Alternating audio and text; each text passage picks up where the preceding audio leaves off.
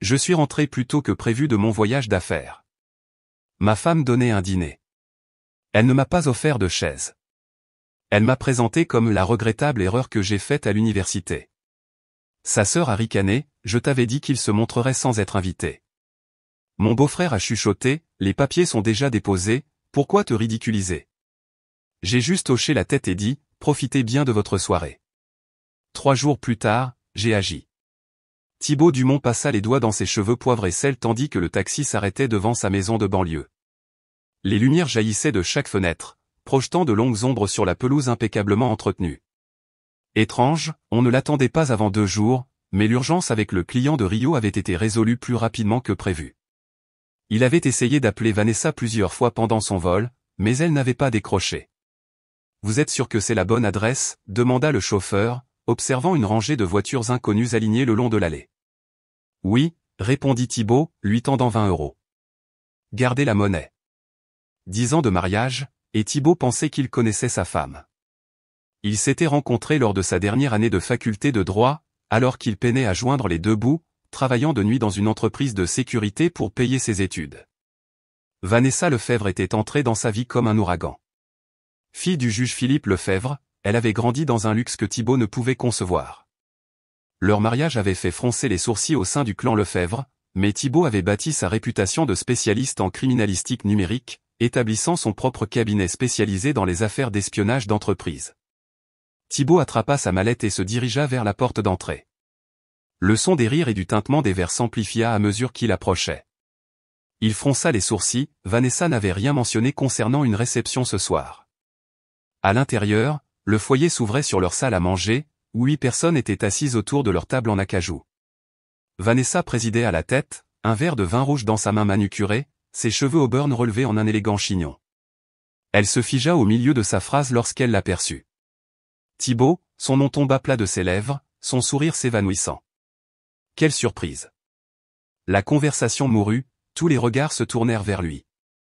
Désolé d'interrompre, dit-il en posant sa mallette. Ma réunion s'est terminée plus tôt. Le sang-froid de Vanessa revint avec une vitesse alarmante. Tout le monde, voici.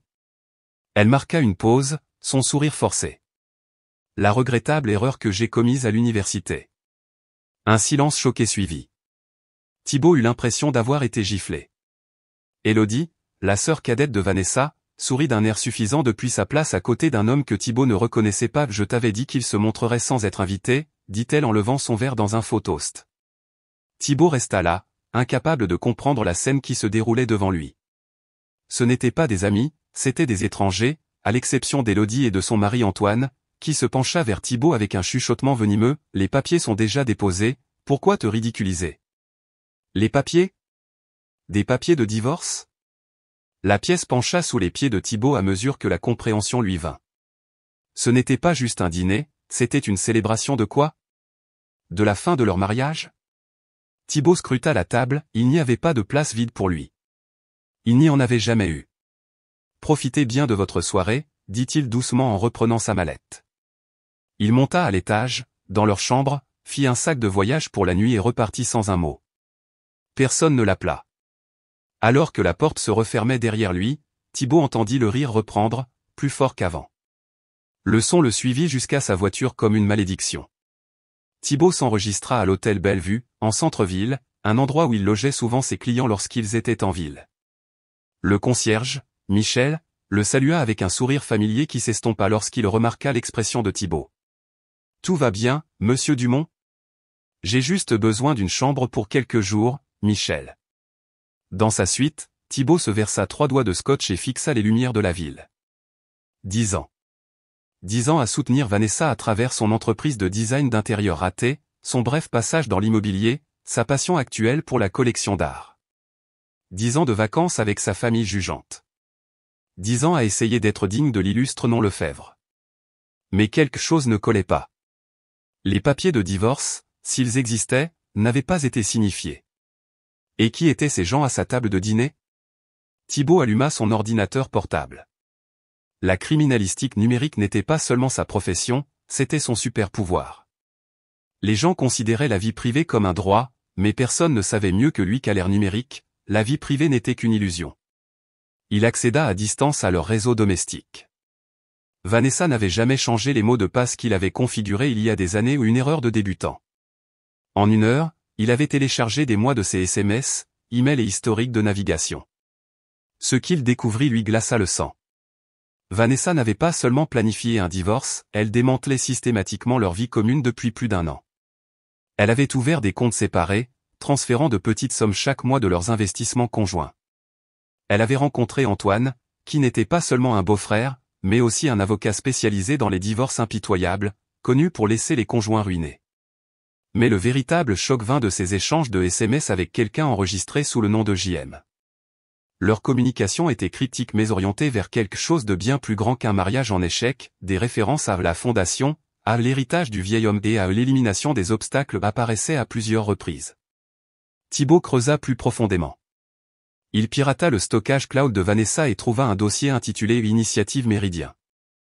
À l'intérieur se trouvaient des documents décrivant un projet de développement immobilier massif sur un terrain actuellement occupé par un centre communautaire en difficulté dans le quartier et de la ville, un centre auquel le cabinet de Thibaut fournissait des services de sécurité numérique pro bono depuis des années. L'Initiative Méridien était une entreprise familiale des Lefebvre, dirigée par le juge Philippe Lefebvre, avec Vanessa comme partenaire silencieuse. Le centre communautaire leur barrait la route, et d'une manière ou d'une autre, Thibaut était devenu un dommage collatéral. Un autre dossier contenait des photos de surveillance de Thibaut avec Léla Durand, la directrice du centre. Les réunions avaient été entièrement professionnelles, mais les photos étaient encadrées pour suggérer le contraire. Il prévoyait d'utiliser une infidélité fabriquée comme motif pour un règlement de divorce favorable. Puis vint la découverte la plus troublante, un fichier audio de Vanessa parlant avec son père. L'enquête de Thibaut sur la corruption en matière de zonage pourrait tout exposer, dit la voix rauque du juge Lefebvre. Nous devons le neutraliser, professionnellement et personnellement, avant qu'il ne fasse le lien. Le divorce le discréditera, assura Vanessa. Personne ne prend au sérieux les accusations d'un mari éconduit. Thibaut resta stupéfait. Il n'avait pas enquêté sur la corruption en matière de zonage, mais son récent travail d'expert légiste pour le centre communautaire avait mis au jour des irrégularités dans les serveurs du département de l'urbanisme, irrégularités qu'il avait signalées mais n'avait pas approfondies. Il était tombé sur quelque chose de bien plus grand qu'il ne l'avait réalisé, et sa femme, la femme qu'il avait aimée pendant une décennie, avait planifié son exécution professionnelle. Thibaut travailla toute la nuit, suivant les miettes de pain numériques. À l'aube, il avait découvert un réseau de pots de vin, de rapports environnementaux falsifiés et de tactiques d'intimidation orchestrées par la famille Lefebvre pour faire passer des projets de développement qui violaient de nombreuses réglementations. Il découvrit également quelque chose qui lui glaça le sang, Léla Durand avait eu un accident de voiture 2 jours auparavant, peu après sa rencontre avec lui.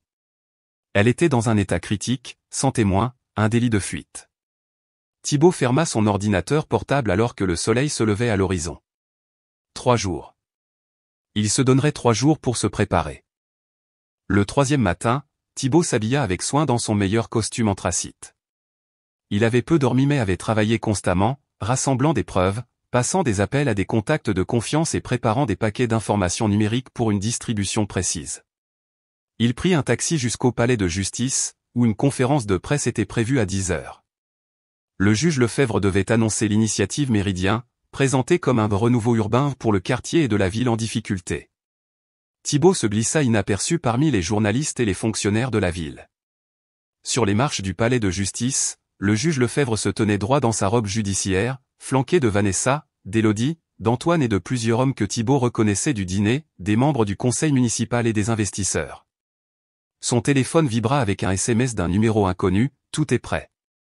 Thibaut appuya sur un bouton de son téléphone, initiant la séquence qu'il avait programmée. À cet instant, le téléphone de chaque journaliste aux alentours sonna simultanément. Les regards perplexes se transformèrent en grands yeux lorsqu'ils lurent les documents qui venaient d'être livrés, des preuves complètes de la corruption de la famille Lefebvre, avec des relevés bancaires, des conversations enregistrées et l'implication du juge Lefebvre dans l'évincement de quiconque menaçait leur plan. Tandis que la confusion éclatait, les grands écrans numériques du palais de justice clignotèrent, puis commencèrent à diffuser des séquences de surveillance éditées du juge Lefebvre acceptant des enveloppes de promoteurs dans ses bureaux. Les séquences avaient été récupérées de systèmes de sauvegarde corrompus que le juge pensait avoir été effacés. Thibaut regarda la couleur quitter le visage du juge Lefebvre.